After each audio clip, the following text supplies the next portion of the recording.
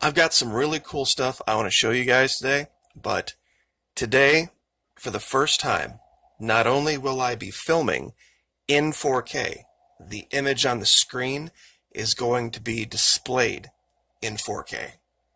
Now, many say, your eye can't see in 4K. Well, that might be the case, but I'm going to leave it up to you, because looking at a lot of these images before, people were like, I can't see it, it's blurry. They are definitely a lot clearer, and I have found so many more things. So there's going to be no shortage of upcoming videos with new stuff. But I thought I would start with one of the more controversial finds. And strangely enough, it wasn't even in Antarctica. It was in the South Sandwich Islands.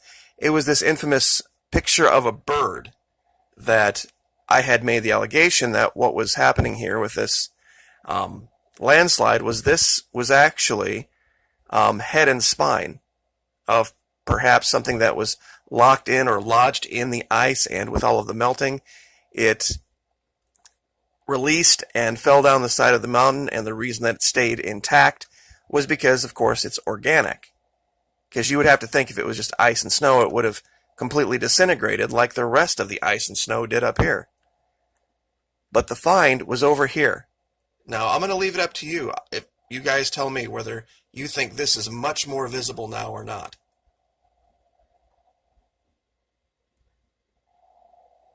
Now, there's this cave behind it, some kind of dark shadow, but in front, there's very clearly this large gray figure. Right here is the beak where I'm circling. It's kind of triangular. Here's the head. You can see some of on the chest of this large winged creature. Kind of matches the color of the beak. I'm going to turn the light up a little bit here. Pardon the focus. Readjust the camera a little bit. There we go. You can see down here where it looks like it's perched. You can even see down here there might be some type of the wings or the tip of the feathers at the back.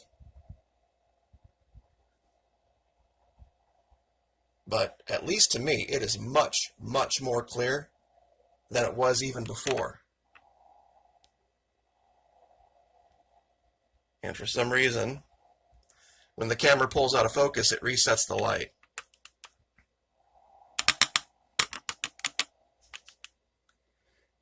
So I will leave this up to you to decide whether you think it's clearer or not.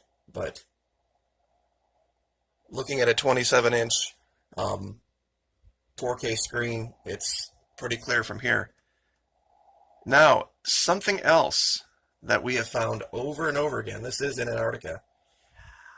I found this area where it seems like there was some type of lettering.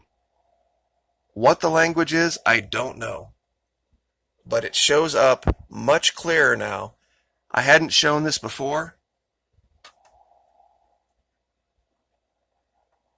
but it almost looks like we have, here's a G, here's a small I, here's an F, possibly an S.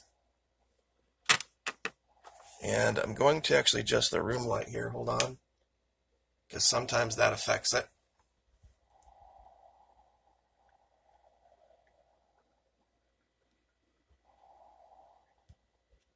And sometimes the darker helps too, because it gives it more contrast. But there's definitely some type of structure here. And I think I have that light up. Just there we go. The darker light helps. Right here. Whatever it is, it's not natural for sure.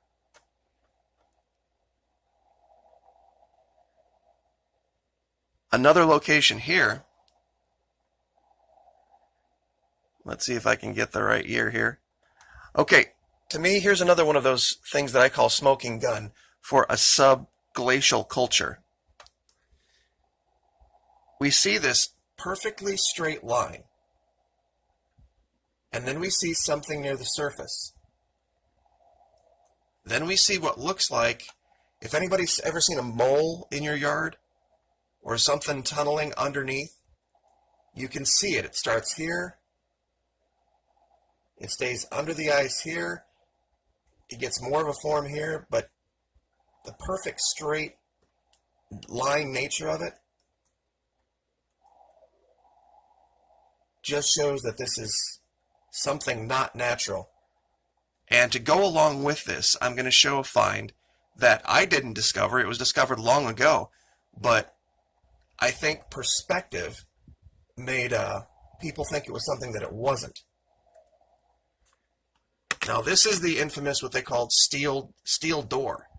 They looked at it from this image and they saw this giant steel round shield shape of a door looking like it had been kind of rolled away from a cavern.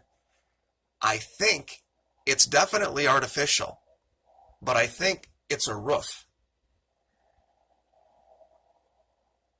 I think it's a construct, definitely for sure.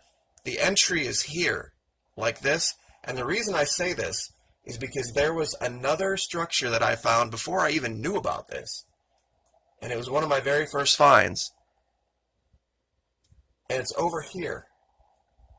Now, this looks like just a normal meltwater pool, unless you look at this very artificial rectangular path structure that leads right to it.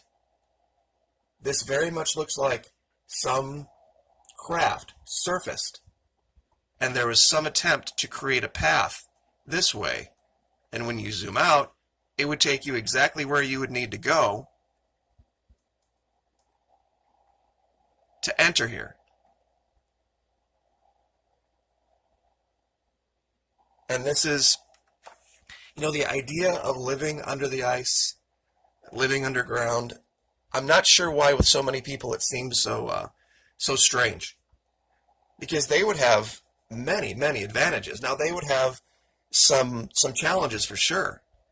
But it's been proven beyond the shadow of a doubt that even in our deepest oceans, where the pressures are crushing and there's no sunlight, there's an abundance of life. Life finds a way to make its, way through adversity.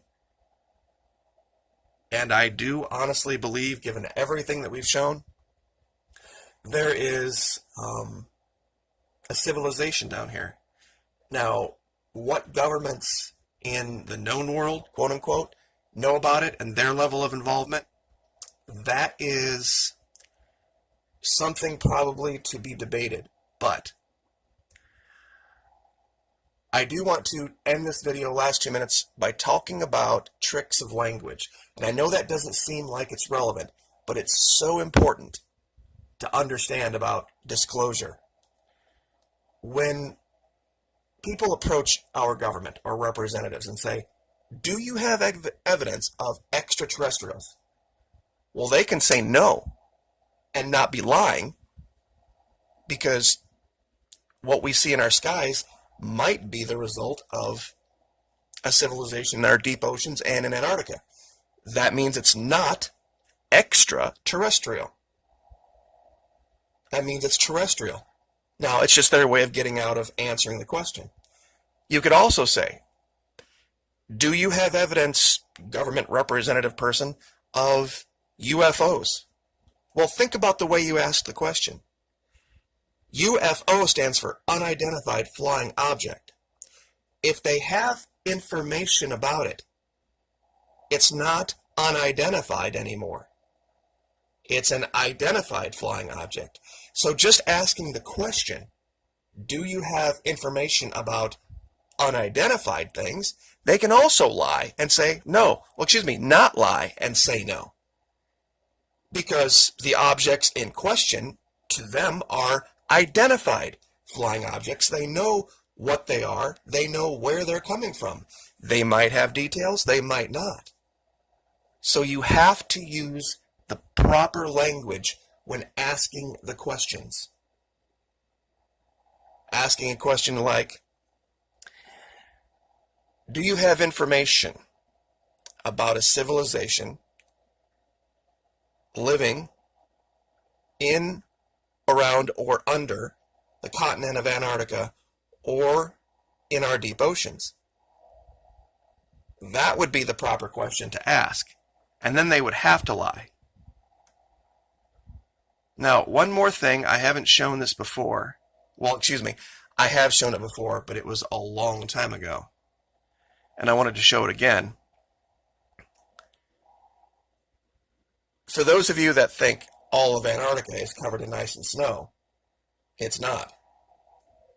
This, I made the allegation long ago, looks like a tree trunk. A large tree that has at some point fallen and the earth has started to reclaim it. But carved into the end of it, how many times have we shown the worship of serpents down here and dragons? Do you see the lower jaw, the upper jaw, the eye, the headdress? A lot of the stuff we show is blurry, but this isn't one of them. So I will leave it there, 11 minutes. I hope the 4K imagery helped. Like, share, subscribe. We'll see you next time.